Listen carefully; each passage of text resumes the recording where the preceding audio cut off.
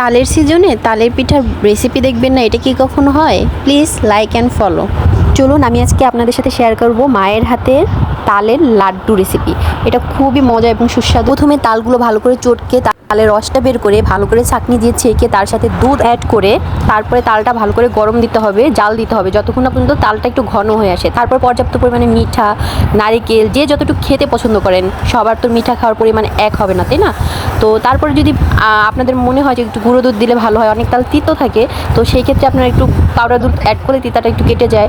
তারপর মনে হচ্ছিলো একটু মিষ্টিটা কম, তারপর মা আবার একটু চিনি অ্যাড করে দিছিল। এরপর হচ্ছে যে চাউলের গুঁড়াটা অ্যাড করে ভালো করে নেড়ে নিচ্ছে। তারপরে এটা একটু স্মুথ মানে একটু সফট হওয়ার জন্য এখানে আপনারা চাইলে ময়দা অথবা আটা অ্যাড করতে পারেন। আমরা একটু আটা অ্যাড করে নিয়েছিলাম যেন পিঠাটা বেশি শক্ত না, একটু নরম করে নেড়ে এটা কিছুক্ষণ ভাপে রাখতে হবে। ভাপ থেকে নামিয়ে তারপর এটা মথে নিতে হবে। যদি মথানো হয় তাহলে ঠান্ডা হয়ে গেলে তখন আর এটা মথা যাবে না, তখন শক্ত হয়ে যাবে।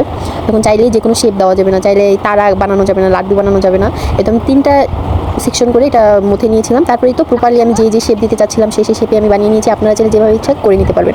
এই তো এটা ঝুড়িতে নিয়ে তারপরে আমি এটা গামছা দিয়ে এভাবে ঢেকে দিয়েছি। গরম পানির ভাপের উপরে আমি ঝুড়ি দিয়ে এভাবে এটা সিদ্ধ করছি। আপনারা চাইলে অন্য পদ্ধতিও করতে পারেন, এটা সিদ্ধ করার একটা প্রসেস। এই তো আফটার দ্যাট এটা হচ্ছে ফাইনাল লুক। খেতে খুবই নরম হয়েছে আর খুবই স্বাদ। অবশ্যই এটা ট্রাই করে দেখবেন। থ্যাংক ইউ সো মাচ ভিডিওটি শেষ পর্যন্ত দেখার জন্য।